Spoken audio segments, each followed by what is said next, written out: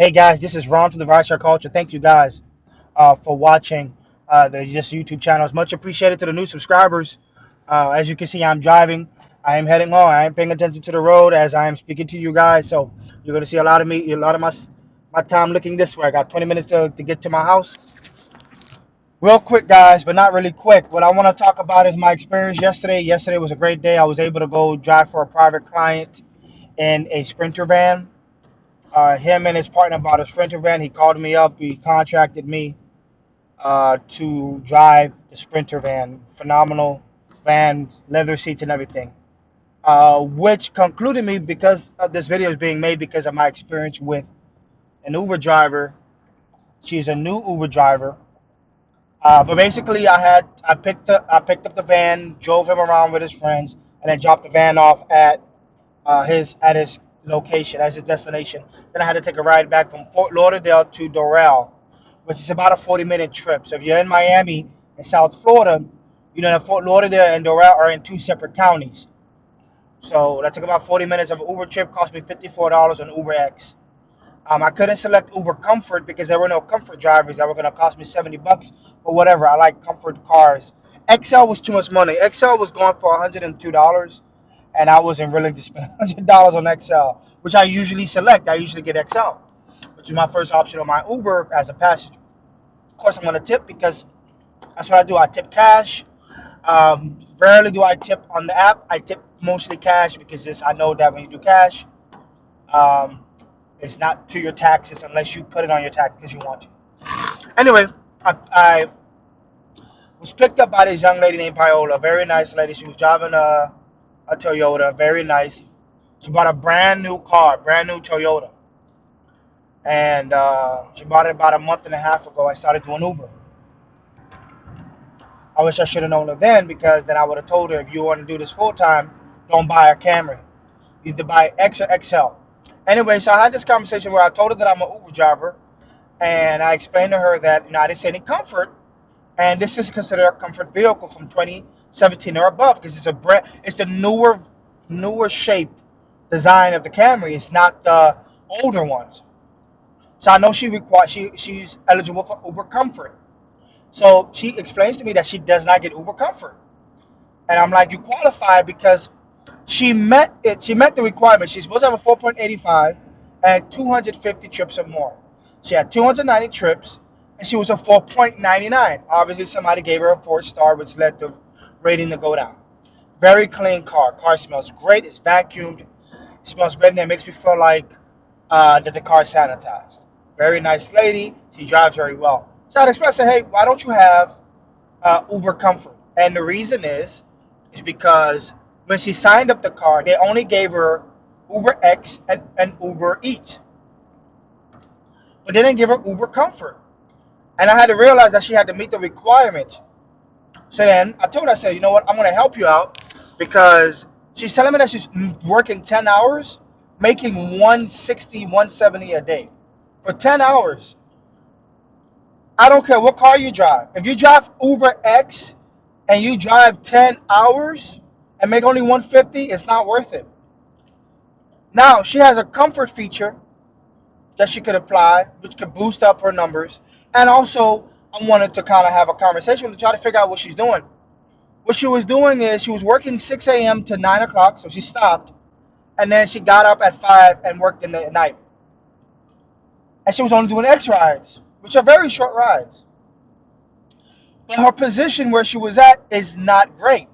She started off in Sawgrass, which is okay. Sawgrass is it's a city in Broward. It's northwest. Very great city. It's near Coral Springs. She started there. It's rare that you will get an airport trip. If you get an airport trip from there, you're gonna make $20 because from Sawgrass on the 595 to Fort Lauderdale Airport, about 20. If you go from Sawgrass to Miami International Airport, it's about 25 to 30 on UberX, especially if there is a surge in the area. But the reason I say position because she wasn't driving the times where there was surge. She was just driving around in circles. And then we know as an experienced Uber driver, driving around in circles is not going to get you nowhere. You have to be selective in your time of driving and also your position of driving. You may have to drive some miles, some dead miles, to make profit on the end of the day.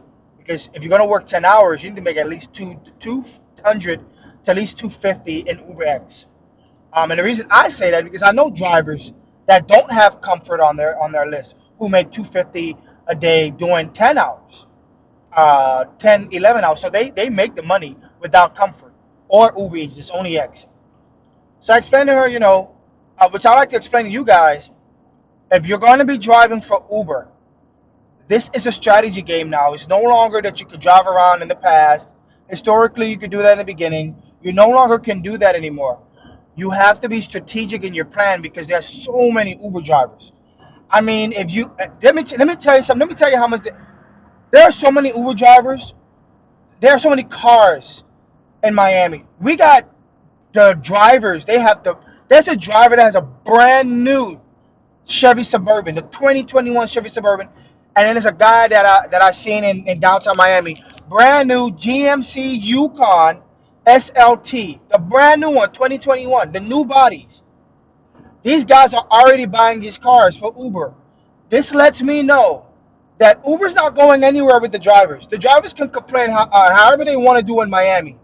In California, the reason I'm having that AB5 thing, and I know I'm going to kind of sidetrack, is because in California, the government is stepping in and they're saying that a lot of the independent contractor shapes or designs need to change and make them employees because apparently the drivers are complaining, which I don't think they are complaining about being employees. They're complaining about higher pay or the contract needs to be switched where they need to pay the drivers more for percentage or go back to the model 25/75. Not this is your base rate, this is your blah blah blah, and that's it. No matter how much the ride is, this is all you're gonna get. So drivers is complaining about money in California. That's my opinion. I don't know the numbers, the data, but from what I looked on YouTube and on Instagram and on Facebook, drivers want higher pay, not to be employees. But that's just a different story. But in California, they're allowed to do because of the AB5 and this push by government pressure. Those people are getting the option to do their own rates from 1.0x to 5.0x, their own multiplier. And the rideshare professor has showed images of Uber XL drivers and Uber drivers, specifically Uber XL drivers making about 3,000. Uber XL drivers are making about 2 to 2,100 a week, not a month, a week. So we don't have that luxury here. So you can't drive around in Broward County and Miami-Dade County. I don't know if you guys heard of my other video. I myself drive in Key Largo, which is the first key right below Miami, because the rates are so high. If I get an XL ride that's 10 minutes, it's already $30 for me in XL. So I have that luxury in South Florida to go right down to the Keys and make that happen.